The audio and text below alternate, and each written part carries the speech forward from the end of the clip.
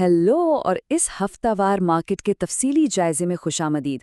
सीधा मुद्दे पर आते हैं। ग्लोबल लेवल पर जो मैक्रो इकोनॉमिक झटके लग रहे हैं वो किस तरह हमारी लोकल मार्केट्स में ट्रेडिंग के मुनफरिद मौवाक़े पैदा कर रहे हैं, आज हम इसी का गहराई से जायजा लेंगे। तो चलें शुरू करते हैं।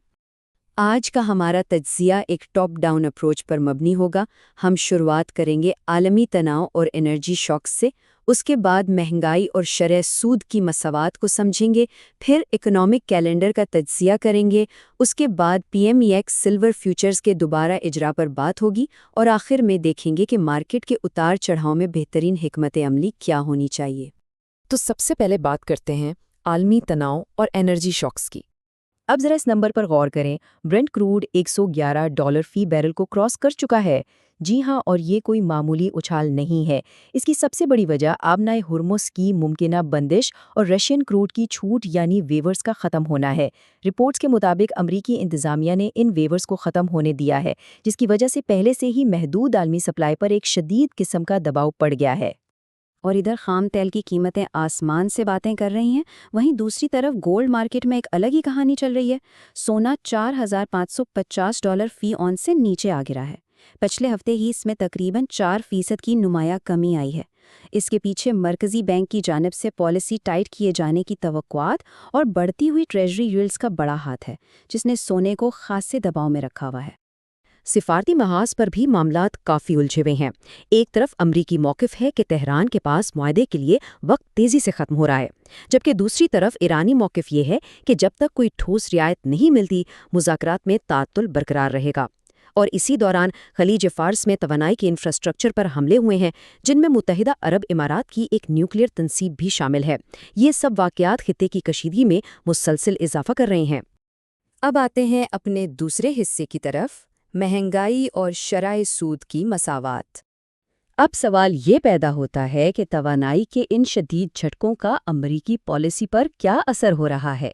हालिया अमेरिकी कंज्यूमर प्राइस इंडेक्स CPI और प्रोड्यूसर प्राइस इंडेक्स PPI का डेटा तवक्कुआत से कहीं ज़्यादा गर्म, हॉटर देन एक्सपेक्टेड आया है।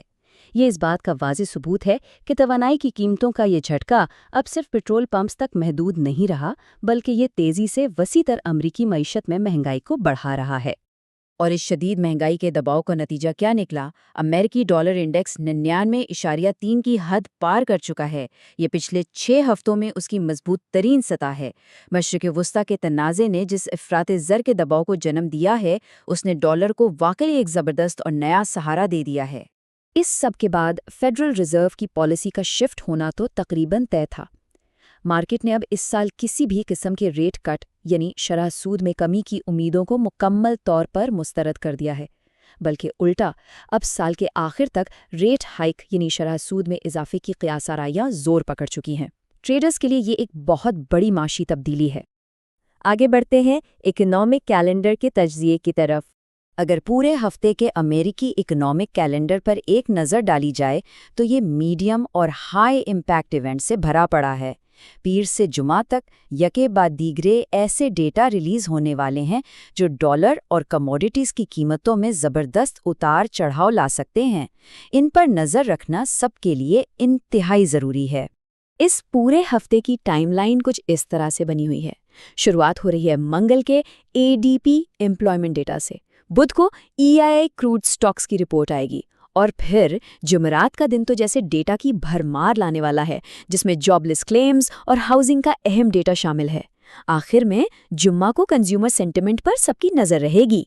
लेकिन ज़रा रुकिए, इस सब में जो सबसे अहम, बल्कि यूं कह लें कि इस हफ्ते का सबसे बड़ा इवेंट है, वो है बुध की रात 11 बजे पाकिस्तानी वक्त के मुताबिक रिलीज़ होने वाले FOMC मिनट्स। मुस्तकबिल की शरह सूद और मॉनेटरी पॉलिसी का सारा रुख इसी पर मुनहसर है। इस वक्त मार्केट में जो हलचल मचेगी वो वाकई देखने वाली होगी। चलें, अब आते हैं PMX सिल्वर फ्यूचर्स के दोबारा इजरा पर। ग्लोबल मैक्रो से निकलकर ज़रा लोकल सतह पर आते हैं, क्योंकि वहाँ भी बड़ी खबरें मौजूद हैं। 18 मई से पाकिस्तान मर्केंटाइल एक्सचेंज PMX ने बाकायदा तौर पर सिल्वर फ्यूचर्स कॉन्ट्रैक्ट्स को मकामी ट्रेडिंग के लिए दोबारा लाइव कर दिया है। जो लोग कमोडिटीज़ मार्केट का हिस्सा बनना चाहते हैं, उनके लिए ये एक ज़बरदस्त डेवलपमेंट है। تفصیلات کی بات کریں تو 4 مخصوص سلور کانٹریکٹس لائے گئے ہیں، SL10 اور SL10 ID، جن کی پوزیشن لمٹ 100 مقرر کی گئی ہے، اور بڑے لیول کی ٹریڈنگ کے لیے SL100 OZ اور SL100 OZ ID متعارف کرائے گئے ہیں، جن کی پوزیشن لمٹ 5 رکھی گئی ہے۔ مطلب یہ کہ سرمایہ کے حساب سے بہترین آپشنز موجود ہیں۔ اس میں جو ایک فیکٹر اصل گیم چینجر ثابت ہو سکتا ہے وہ ہے اس کا انیشل مارجن، صرف 11.75% کا انیشل مارجن۔ اس کا مطلب یہ ہے کہ اب نسبتاً کم کیپٹل لگا کر مارکیٹ میں ایک نمایاں پوزیشن لی جا سکتی ہے۔ کیپٹل کو مؤثر انداز میں استعمال کرنے کا یہ ایک شاندار طریقہ ہے۔ اور اب ہمارا آخری حصہ، آنے والے مارکیٹ کے اتار چڑھاؤ میں حکمت عملی۔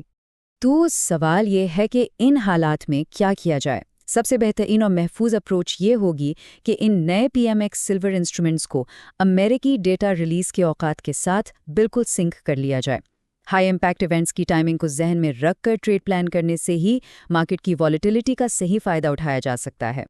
اور یاد رکھیں، اگر ٹریڈنگ کے دوران کوئی بھی ٹیکنیکل کنفیوژن ہو تو اس کے لیے PMX کی کسٹمر سپورٹ یا متعلقہ ریسرچ ٹیم سے کسی بھی وقت رابطہ کیا جا سکتا ہے۔ درست وقت پر صحیح اور ٹیکنیکل رہنمائی بہت سے نقصانات سے بچا سکتی ہے۔ اس سب کے بعد ہم ایک بہت ہی اہم اور بنیادی سوال پر آ کر کھڑے ہوتے ہیں، کیا عالمی مہنگائی اور فیڈ کی انتہائی سخت پالیسیاں مل کر اس ہفتے مارکیٹ میں مکمل طور پر نئے رجحانات یعنی نئے ٹرینڈز کو جنم دیں گی؟ اس کا فیصلہ آنے والے چند دنوں کے ڈیٹا سے ہو جائے گا۔ اس تفصیلی جائزے میں ہمارے ساتھ شامل رہنے کا بہت شکریہ۔ مارکیٹ پر نظر رکھیں اور محتاط رہیں۔